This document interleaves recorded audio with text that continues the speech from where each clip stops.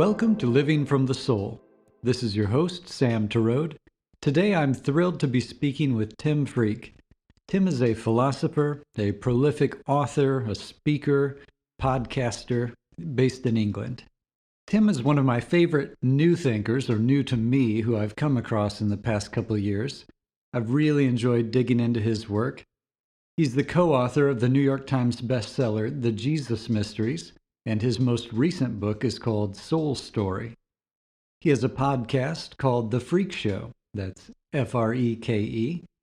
Be sure to check out his website at timfreke.com. And I hope you enjoy this conversation. Hello, Tim. Hi, Sam. Lovely to see you. Yeah, and I know you're very busy, so I really appreciate you taking time to talk with me. My pleasure. I wanted to tell you how I first became aware of you was a couple of years ago. I finished writing my book called Living from the Soul, and my friend Kat Courtney read that and said, "Oh, you need to read Soul Story. Have you heard of Tim Freke?" Wonderful. That was my introduction to you, and I went on to devour a number of your books and all of your podcast episodes. So going back to Kat, how did you meet her? I can't remember. I've been to Kat when she was living in Las Vegas. Mm. She invited me over and I did a number of retreats in her house, in different houses, two at least. I think it was two or three, in Vegas, some time ago now. And she'd come to me, I think, through Lucid Living. Mm. Did we meet somehow, or did she just read the book and contact me? I honestly can't remember. It was a long time ago. But yes, I love her to bits. That's terrific. I actually didn't know that you had had that much contact with her, Yeah. that you had done retreats together. So that's excellent. Yeah, a lot. She was very keen to help promote what I was doing and to experience what I do, because a lot of what I do is experiential. And I think she really got the human side of it. I wanted to embrace these kind of deep mystical oneness, but also wanted to have the human embodied sense as well, which I think really spoke to where she was finding herself coming from and helped her with some other issues that she had going on with other teachings and things like that at the time. That's great. Just to explain one reason or one example of how I resonate so much with what you've done, I've always loved quotes from books, and I grew up fundamentalist Christian. So in the beginning, it was the Bible. Particular Bible verses would stand out to me. Then after college especially, I got into the early church theologians, and I would collect quotes from them here and there. And I had an idea at one point of collecting all these great quotations I had assembled into a library of books, which I pictured it as called the Golden Key Library, because I thought of these quotes as keys that would unlock the secrets of the universe. And the first book that came out of it was called A Flame, Ancient Christian Wisdom on Marriage. This was published in 2005, and it collected a lot of quotes, both from the Bible and the ancient Christian theologians. And then after learning about you, I came across your series of books of quotations from ancient spiritual works. This one I've got right here is The Wisdom of the Pagan Philosophers. But I was struck by the spines of the books. Even we have the identical spine, the black spine with white, the gold along the side of the book. Fantastic. So it's incredible. I feel like I had these ideas that I was working on, and I didn't know that you had already done it. And it might be, I would have to ask Kat. I haven't spoken for a little while, but she might have actually come through my Christian work, because it was the work on Gnostic Christianity that really kind of suddenly, especially in America, suddenly people knew my work. So it might have been that. How wonderful. So yes, it quotes, good ideas. Pick them up wherever you can find them. Yeah. And I had a lot more faith back then in books. Right. Now I'm much more interested in experience. Right. And I don't believe that words contain the secrets of the universe. Well, I think words and experience go together. That's the key. If you separate them from each other, then words become like a map that you never use to go anywhere. They become an abstract thing of no use. But if the way in which we communicate with each other, pass concepts together, actually changes our experience, then words are fantastic because they're like a very high-tech way of being able to exchange what's in my soul with what's in your soul. Yeah, they're definitely important signposts pointing to the meaning, pointing to the experience that is beyond words. Maybe. I'm not so sure about that, Sam, anymore. I'm not sure. Well, it depends what you mean beyond words. There's words and there's concepts. The words, obviously, we have different words in different languages for the same concept. So, and we can't get to the concept without the symbol, which is the word. And then the concept itself, which we symbolize with the word, that's the thing with which we perceive the nature of reality. And I would have said, if you'd spoken to me probably as little as 10 years ago, maybe even less than that I would have gone down the road, which is very common. Most of my books have got this in them, that there's a kind of a pre-conceptual or a trans-conceptual state in which you just connect and know something in some way, because that's important to my experience. But I'm not at all sure that's right anymore.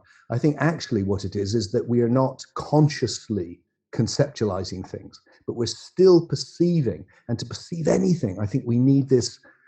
We need the psyche or the soul to process information in some way. So that one of the things which holds spirituality back, I think, is that it has this idea that some things you just know directly through revelation, either in the biblical sense with prophecy or in the Eastern sense through enlightenment, say. So people have then these profound experiences, which are incredibly important, and think that the interpretation of them is given in the experience. And I'm not sure it is. I think what happens is people assume an interpretation is given in the experience because they've actually had the interpretation given to them previously. That's why it gets stuck. So it carries on thinking its interpretation is it, but it's not. It's an interpretation.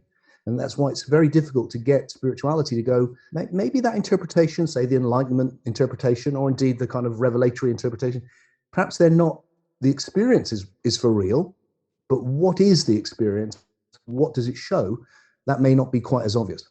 Yeah, I would say what I've come to believe is that the experience is more important than the interpretation, because for years I grew up Christian but never had a spiritual experience myself. So it was all reading other people's interpretations of their experience.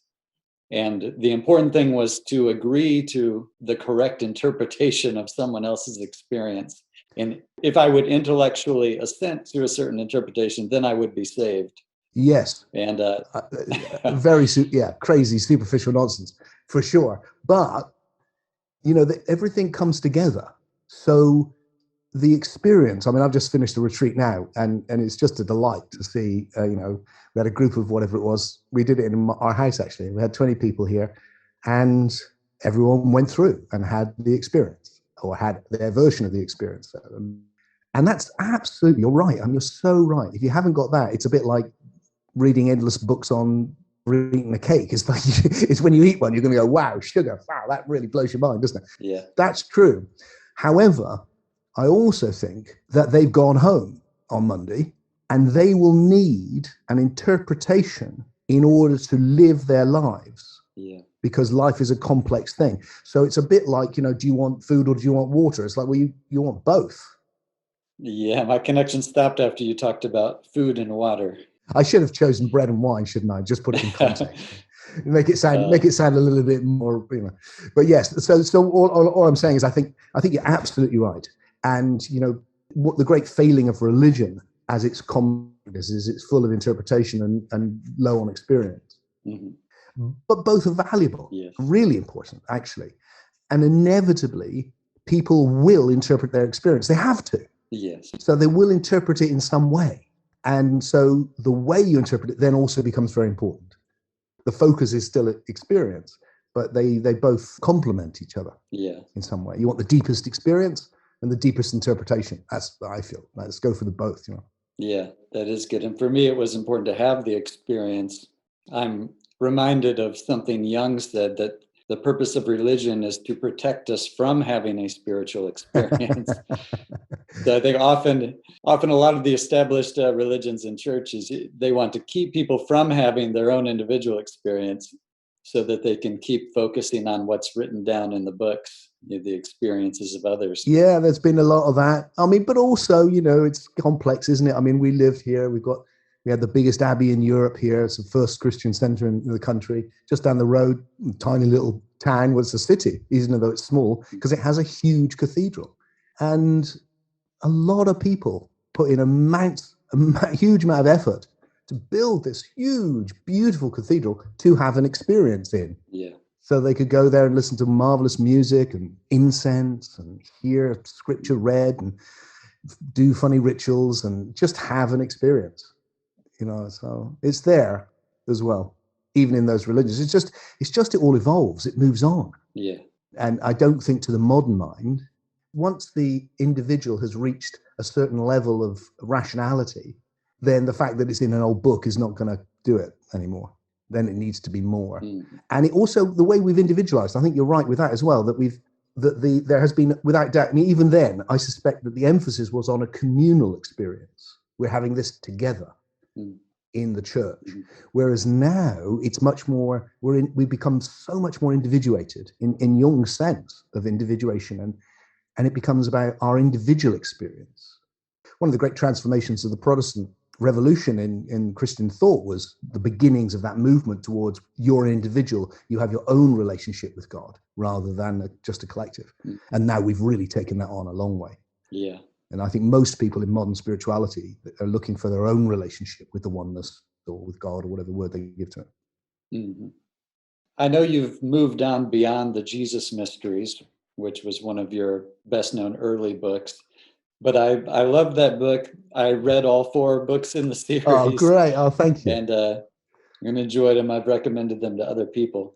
So I would like to talk a little about that. Yeah. First, I'm interested in your co-writing relationship. You wrote all these books with Peter Gandy. I did. It's unusual for 2 people to work on so many books together. We wrote about 7 together, actually, others as well. The one you just held up, the Pagan Philosophers, I think we did together as well. Yeah. And I'm seeing him tonight, funnily enough. Oh, wow. That was I was going to ask if you're still friends. I certainly hope Yes, we'll always be friends. We'll be friends till one of us dies. And then probably after that too. Great. We've known each other since we were very young. And we've been having one conversation really for about whatever it is, 50 years. Which is, what the hell is this?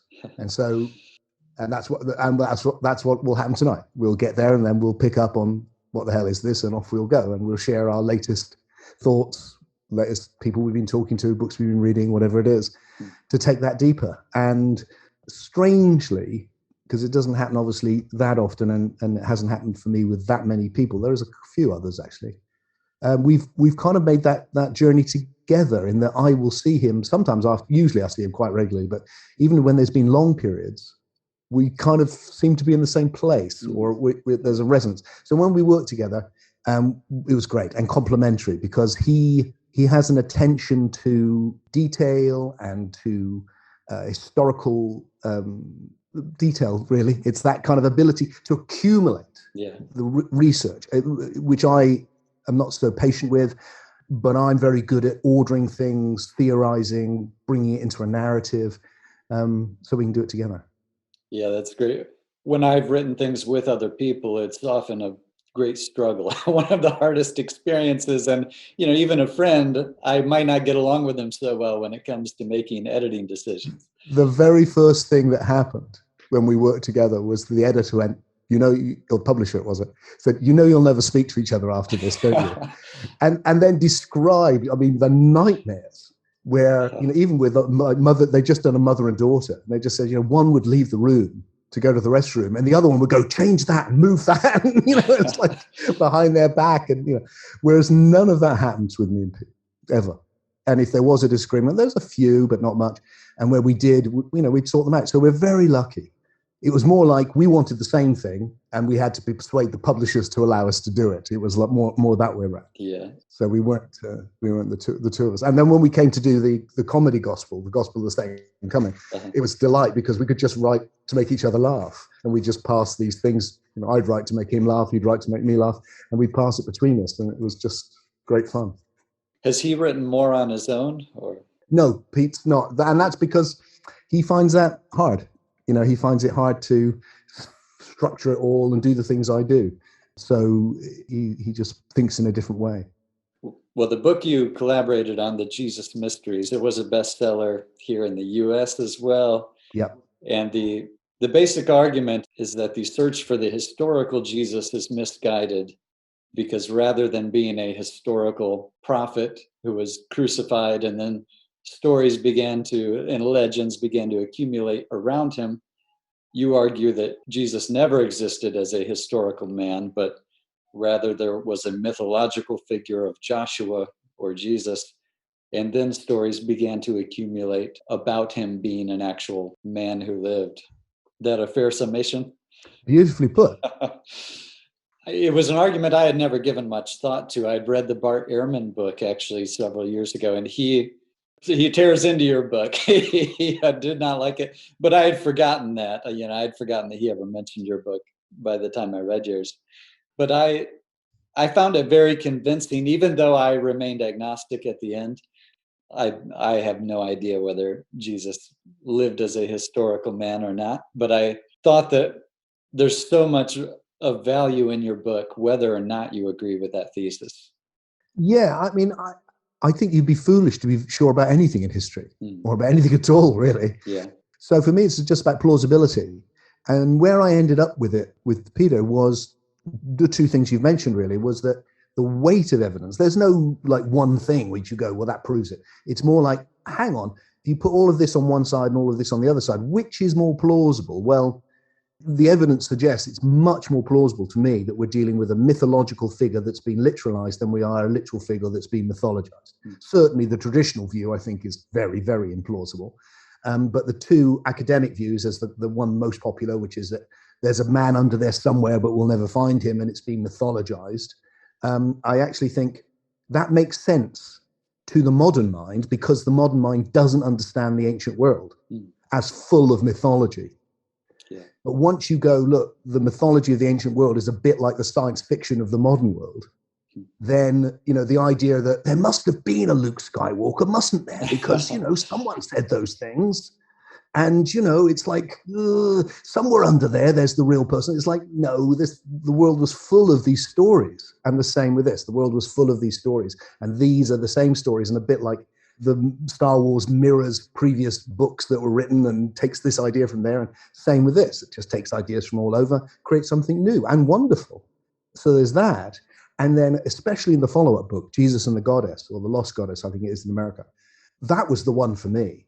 Because there, my mystical bent could have free expression and go, okay, so if this is right, and this is an allegorical initiatory myth designed to lead you to the gnosis, what's its significance? And then, wow, that's when Christianity really came alive for me.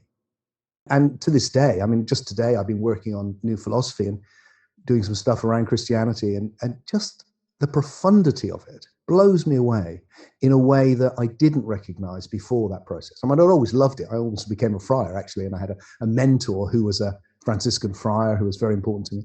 But it was that understanding the mythos, and that it was about me or you. Yeah. And my discovery of the Christ, that was like, yeah, this is deep stuff here. I think that is the great realization, that Jesus represents each of us. We're all Jesus in a sense. Yeah, and I think that's what Jung was onto. I think he realized that, which is why he's the grandfather of so much of the new thought that's around now. He saw that it was like, well, that was the significance of that story. And just because it's similar or drew on previous pagan and Jewish myths, I really don't think it should eclipse the fact that it really took things to a new level, and that what it births is something very, very significant. And that's why it plays such a big role in the world and still is. I was describing your book to someone who's pretty well read in theology, and he said what convinces him that Jesus was a historical man is his concern for the poor and the downtrodden. He felt that the mythological figures like Osiris and Dionysus didn't have this concern for the poor of their day. So completely right. That is the big shift that you get. I mean, you kind of have some of that, not in the mythological stuff, maybe in Socrates and so forth, but it is a big shift. That's what comes, this love. God is love. Where did that come from? God's not love beforehand, but now God is love. And it's not a God of justice or retribution, or there's just not many deities that you wouldn't want to trust with anything because they're capricious. This is a big jump. And then the love your enemies, I think, is the one. It's like, whoa, this is deep. And the forgiveness, 70 times 7. How many times should I forgive? If someone hits you on the left, turn the right cheek. All of this is revolutionary ideas. They've been bubbling around. They don't come from nowhere. And somebody's saying them, somebody's feeling them, and there's probably a whole community that's exploring them. And the root, I think, is probably in Pythagorean thought. So Jewish Pythagoreans are my guess who are putting this together. And that's why they're combining what is pagan mythology from the whole of Egypt with Jewish mythology, which they're practicing as well, and putting those together. But, that's like, if you take a great playwright like Shakespeare, if you take the soliloquies of Hamlet, you've never seen anything like that before. To be or not to be, that is the question. This is like, well, it sounds like somebody's actually saying it. There must have been a Hamlet. It's like, no, but there was a Shakespeare, or there was somebody who wrote those lines, who had that sensitivity and put them into the mouths of Hamlet. And if you go back to things like the Hermetic tradition, Peter and I did a book on the Hermetica, and it's full of teachings all put into the mouth of Hermes, because it's a common thing. It's not been said by Hermes. It's been said by a whole load of different people over many, many decades, if not centuries. But it's a common conceit, is to take your words and out of devotion, put them in the words of the master, who's Hermes or Joshua, Jesus. Yeah, it seems like this must have been a group of religious geniuses or mythological geniuses at this time creating this body of work. Yes, I think it happened over quite some time as well. So, once you get rid of the year 0, you can go back, it might be going back a lot further than we think. We know that there's probably a group like the Therapeutai in Alexandria outside Egypt who they're Jews. They're practicing what looks like the mysteries of Moses, seeing that the story of the Exodus, particularly as an allegorical myth leading to Gnosis. Joshua is the figure in that myth that leads you to the promised land, which is Gnosis. And then that's being mixed in with the idea of this dying and resurrecting God-man, which is the pagan idea. Mm-hmm. And those two are getting mixed together with the Jewish idea of the Messiah who will come and set everyone free, bring salvation. And so you get this sort of blending of ideas. There's so many other texts which do this. Once you see that context, then you go, oh, these are similar, aren't they? They're another version. And I think there were amazing people, Valentinus and Simon Magus probably, Basilides, who Jung writes under that pseudonym because he's obviously very influenced by it. Yeah, over a period, there's some brilliant people. There's a spiritual revolution happens. One thing we have in the US right now, I don't know that you have it so much in Britain, but is a large number of politicians using Christianity to promote a politics of tax cuts for the wealthy, slashing social programs. So I think here especially it's important to remind them of the words of Jesus and going back to the Bible. It perhaps gives it a certain importance here that you don't have in Britain. We don't tend to do religion in that way in politics over here. I mean, we are a very secular country, and it's probably a good thing, actually, I think. Yeah. But yes, I do see what goes on in the States around it, and it is strange because the vision which is there is a radical. I mean, maybe too radical.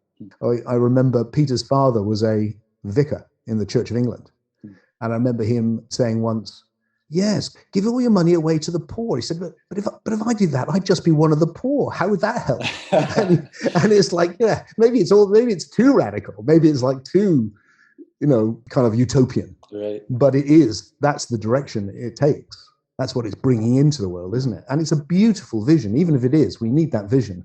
Yeah. Of that level of love and connection. That whole, when I was in prison, did you visit me? And, did you feed me? I mean, these are amazing thoughts.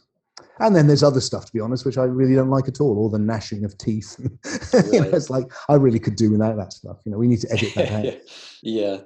Yeah, definitely. And that's, I think, why I've moved on. I more resonate with someone like a Ralph Waldo Emerson, mm-hmm. perhaps because he's more about how to live well in our context today. Yeah, I mean, my focus is very much on this process of evolution, which I think is what we're in. and that spirituality, like everything else, is evolving. And so I am fascinated by the great transformations that happened in the whole evolution of the universe, let alone the evolution of human culture. And these people played a role. And my feeling, after the books which you read, you showed a big, all the books on Christianity, but also on Buddhism and Taoism and Hinduism and all the rest of it. And then it kind of got to the point where I felt like, what I really should be doing here is doing what they did. Yeah. And what they did, which is why I'm bothering to share their quotes, is they took everything forward.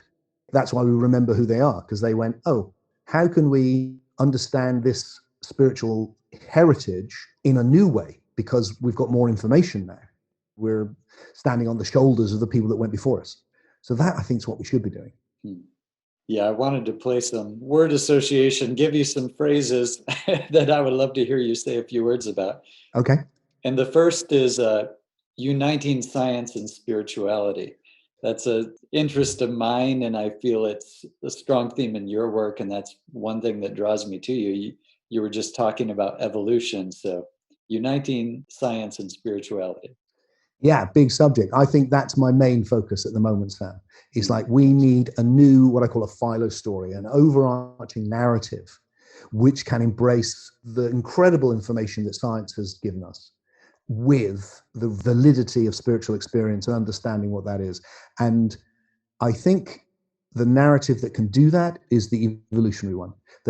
So that what I'm following is this incredibly simple idea, really two simple ideas, I think, but they go together, is that what we're in is the one in relationship with itself, and that everything is one thing relating to itself. And that's a restatement of the ancient mystical understanding in the kind of modern context. And that what the other thing we've understood is that it's not a thing, it's a process. And that process sees the emergence of new possibilities, realization of new possibilities all the time. This is a new possibility. We've never done this before. This has happened now. And on and on and on and on. And that's taken us from 14 billion years ago, the universe full of pretty much hydrogen and helium, a little bit of helium, to you and me having this conversation. And that's an incredible process. And I think if we can understand that process and then not make the mistake which is associated with science, which is that they kind of cut off at biology, but actually carry on understanding the evolution of the psyche. Psyche is just the Greek word for soul. It's the evolution of the soul, and how the spiritual realities have arisen from biological realities, which arose from physical realities. So you've got one process which has taken us from actually a pre-material state, which is what quantum physics looks at, where literally it's information, it's waves of information. It's not waves in anything even. It's just like information. That will arise as matter, as the vast physical universe. That will, at least here, give rise to biology, life. Life will give rise to psyche, this non-material world of images. That's what spirituality has always been about, even from early shamanic times. That's a whole domain opens up there. And that from that, I think, is emerging spiritual realities, like the psyche can survive the death of the body and things like that. And indeed, God, I mean, my conception of God has turned completely on its head. I've experienced God since I was a little boy and had a big experiences along the way. And obviously kind of just did what everyone does. I took the understanding that was around me. So imagine the big power of some thought, loving presence, very benign, which created the whole thing, or which was dreaming the whole thing, or which was the source. And there's all sorts of philosophical problems with that, which we can explore, which are very common, like, where does evil come from and why is it so weird? And what about dinosaurs? That's a bit strange, and all of that sort of stuff. But once you flip it around and you go, oh, hang on, maybe if this is an evolutionary process, that's not where it started, that's where it's going. So that this transcendent being of love, which many of us experience, to come back to the very start of the conversation, is not the source, it's actually the destination. The universe is flowering into what you could call God, or something greater than our individuality, of which we get to commune and be a part. So that's the kind of very, very, very quick route. I think we can successfully combine these two, and I think we must. Yeah. We really need spirituality to be back on the table. And at the moment, in our secular culture, it's either, like you were saying, a kind of stuck in the past and like, not very helpful, or it's just been dismissed and it needs to come back in a new form and go, no, no, no, there's really important insights here. And that, again, is what people like Carl Jung were trying to do. The next phrase I wanted you to address ties into this. It's scientific materialism. So that would be science without spirituality.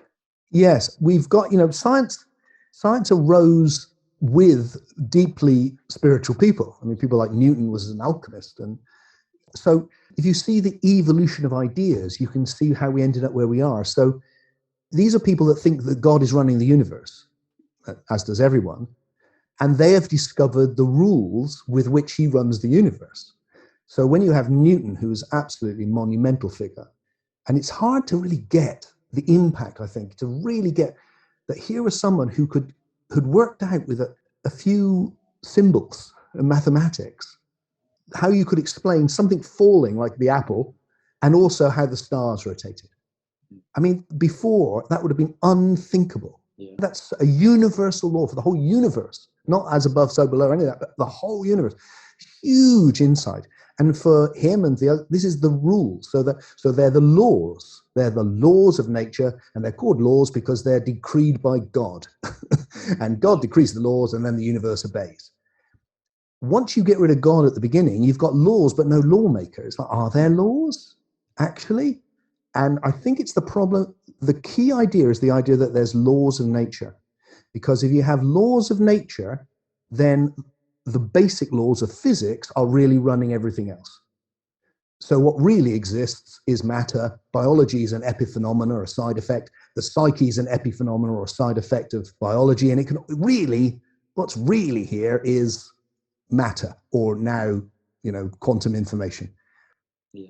But if you take this idea of evolution seriously, if you go, maybe everything evolves in this one process of evolution, as some physicists also are thinking now, people like Lee Smolin particularly, for instance, then you have a very different idea, which is maybe there are no laws. Maybe they're more akin to habits or regularities or algorithms even, and that these are themselves evolving.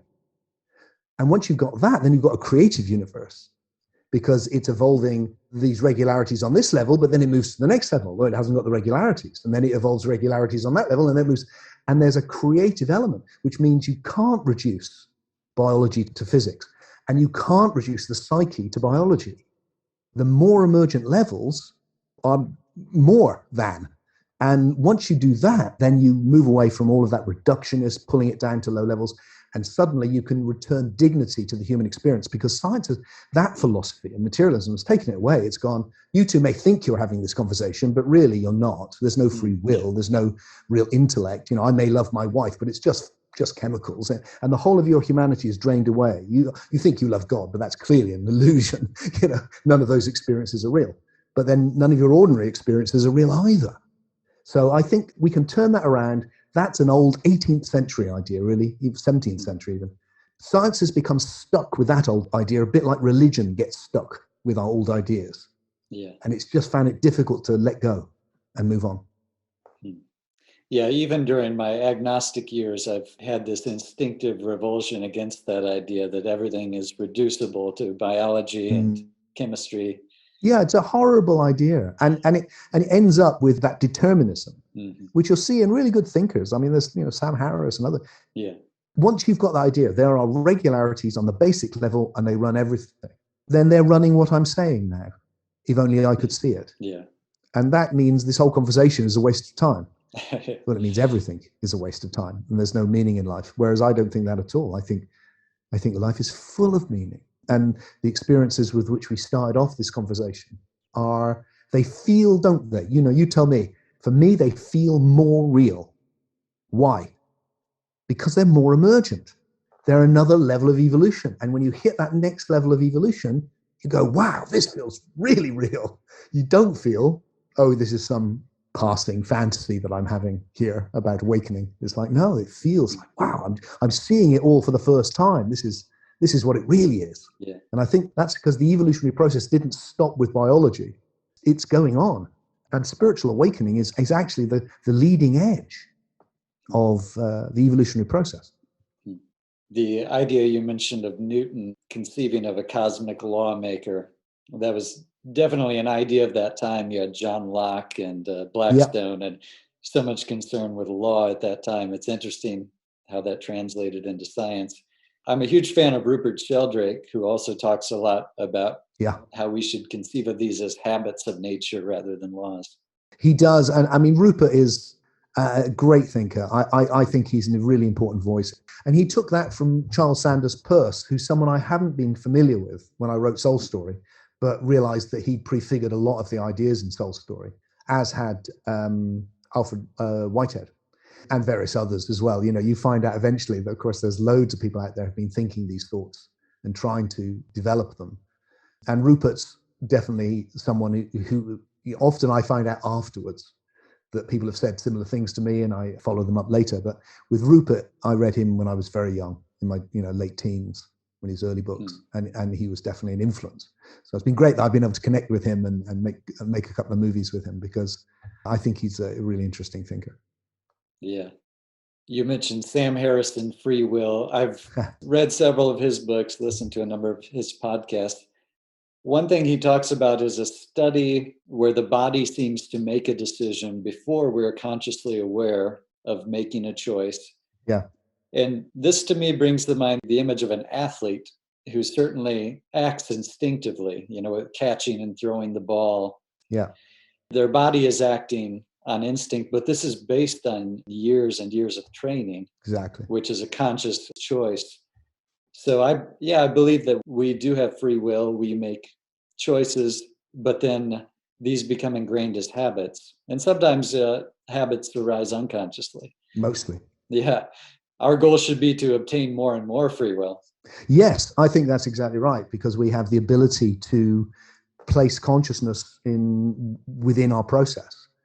The thing which it's a common thing. And I mean, my take on it really is like, well, there's this kind of prejudice, I think, that the conscious bit of you is the thing which chooses, or you are the conscious bit. Whereas I don't think that's right at all. I think I am the whole system. And the vast majority of what I choose is unconscious, but I'm still choosing it. Yeah. It's unconscious. And then I have this ability to focus on that process, which slows it down.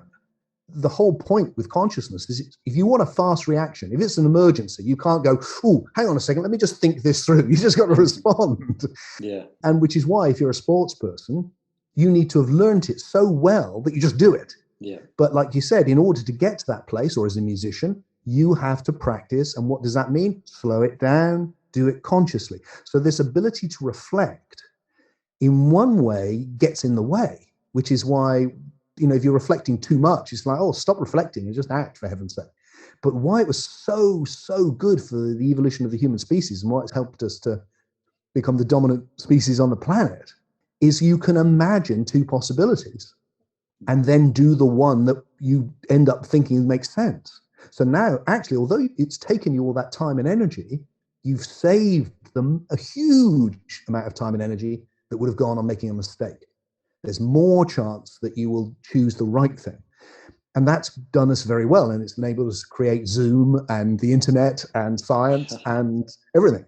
Yeah. So it's like, it's a huge thing. All that experiment shows is that the system makes a choice and then reflects on it. That's all it shows. And that's exactly what happens. And if you make a choice, it's because two possibilities arise and then you make a choice. Otherwise, you're just witnessing. You can witness, oh, I've done that. And then you can inhibit that. If you're quick enough, you can go, whoa, don't do that. Yeah. So I don't think it says anything about choice in that experiment. I think it's just interesting about human psychology. It doesn't dismiss choice at all. Yeah. I've thought that people like Sam Harris, Richard Dawkins, and the scientific materialists, they must be very naturally happy people. Because being I love that. I know, so finish your sentence, but I know where you're going, and it's lovely. Because I'm someone prone to melancholy and often on the edge of depression. And when I contemplate those ideas, it leads to total despair. If I believed what they believe, I wouldn't function. I wouldn't do anything. Yeah. There's a lovely observation, Sam. You're probably right. I haven't had the opportunity to have an in-depth conversation with one of them. I would jump at the opportunity in my What is Life series. Because what I would like to ask, I did approach Richard Dawkins, but I think he's a bit old now for it, but is to really go, because I think he once said, he said, look, I'm attacking religion, but I'm not attacking, he said, I'm not attacking what Einstein calls the cosmic religious feeling. And my expectation is that he actually experiences the cosmic religious feeling, meaning, this wonder of the universe, all of that stuff, and has his own version of spirituality. And that the thing he's really fighting is irrationality, is like, whoa, this says it in the Bible, therefore it's true. It's like, no, move on. So he's fighting the Enlightenment battle against mythology. And I suspect, he has friends, and I know who are bishops in the Church of England and things like this. I suspect he's a much more subtle thinker and a human being than we suspect.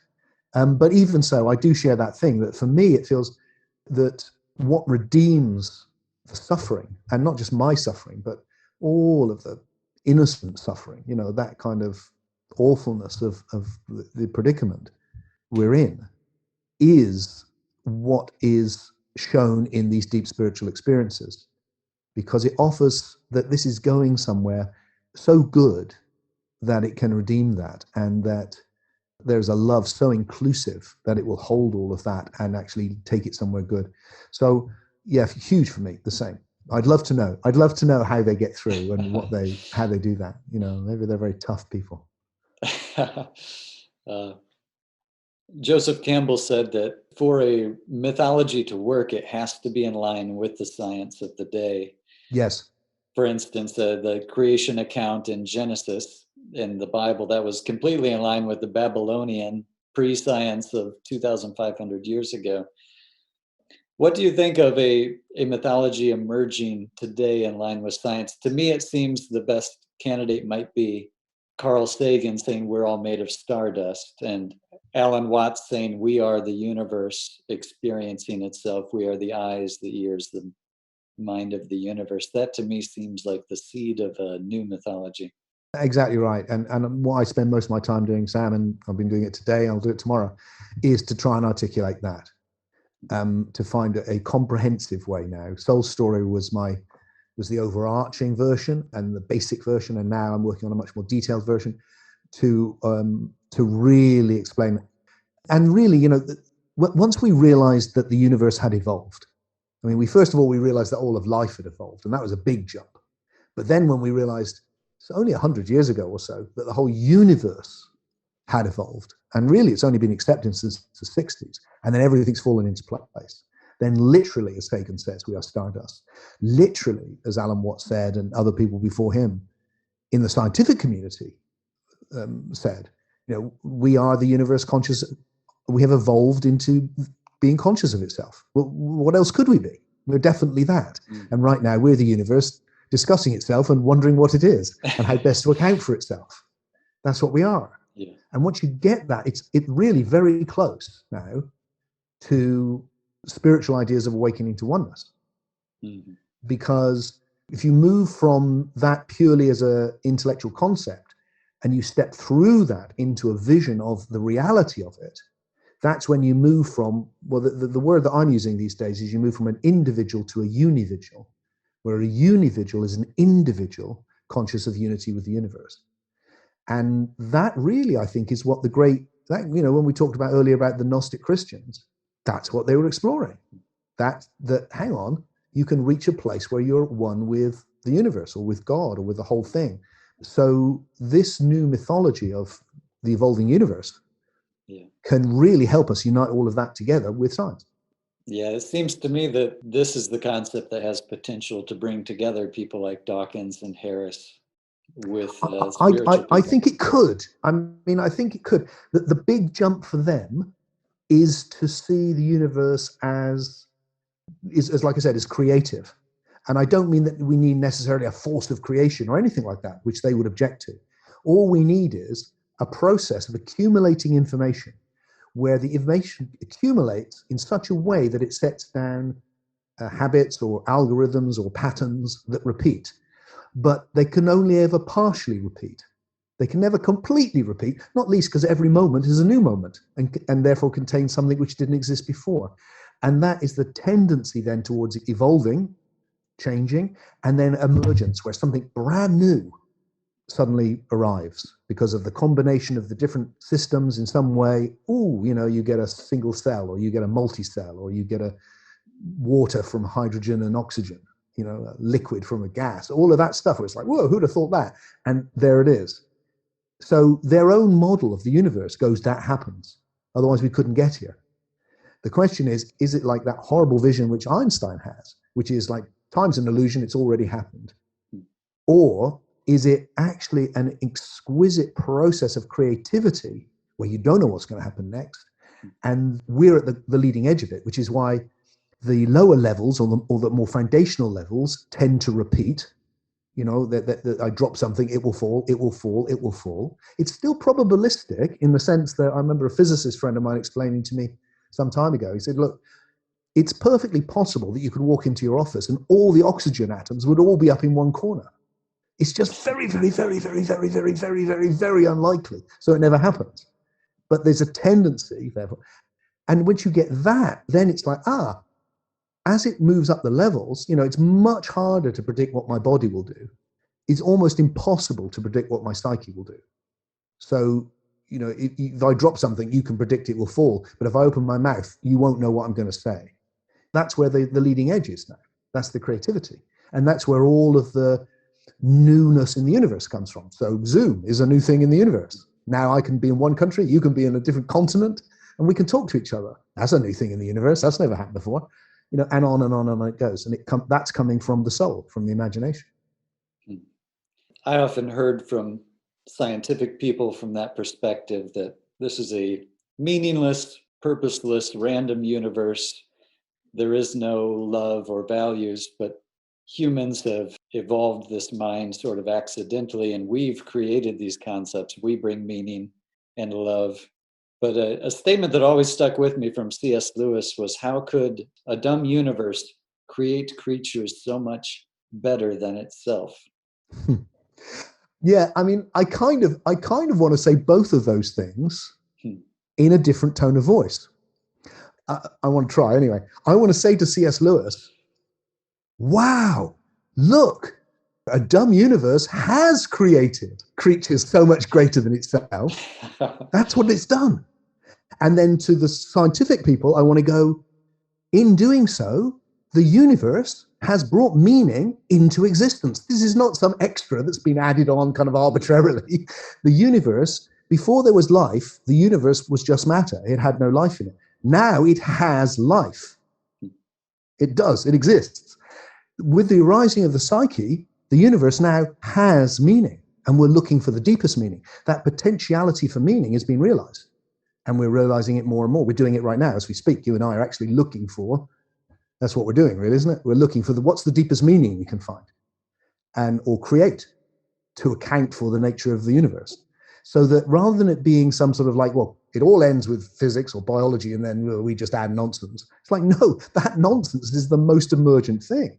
And the universe has meaning. It exists, and it's real, and it matters. And the dumb universe has given birth to life, and life has given birth to thought, and thought has given birth to meaning and love and transcendental experiences and all the rest of it, and possibly even God. So humanity is very important in the vision you just laid out, and you talked about how we are on the leading edge of this evolution. Yeah. As far as we know, I mean, there might be other things going on in the universe. It's a very big place. But in our corner, as far as we know, I mean, everything's evolving and everything has its own beauty. But we've specialized in this most emergent new thing, which is the psyche, the realm of information. But it's not biological information anymore. It's not material information. It's transmaterial information. It exists as images and thoughts and dreams and all the things that we're in. The thing that you and I are sharing. Actually, we're passing that transmaterial information to and from each other via speech and the internet. That thing, that's where all the action is. And that's why most of life, in the time that we've created culture, most animal life has carried on kind of the same. But we have just gone, because we're that leading edge of, and that's amazing and beautiful and a lot of responsibility. as well. And can it last? Yeah. Or will we blow it up? Well, we could, if you want a universe which is creative and unknown, then yeah, that's possible. But I don't think we will myself. I think that there are new dangers that we face. There's no doubt about that. We're getting conscious of them. But overwhelmingly, what strikes me is how well we've done. And I wish people would spend more time recognizing that and being grateful to their ancestors. I know a lot of people that want to be grateful to the ancestors like millions of years ago who are living in, shamanic ancestors, but not your own ancestors that actually created central heating and medicine and meant that your kids won't die. What we've done in a very short period, and a lot of it has come through science, which is actually a force for great compassion, is that we've reduced poverty unbelievably. We've reduced child mortality. That's now going down everywhere, especially in Africa. People are fed compared to what they were, and we have this incredible culture where we can share. It's like, God, who would have thought when I was a kid to say I'd have this little thing I can put in my pocket and I can just speak to it and say, hey, give me the answer to this, and it will. And it will have the wisdom of the world in there, where that little book, I can go, hey, what was that quote by Basilidesk? And bang, up it will come.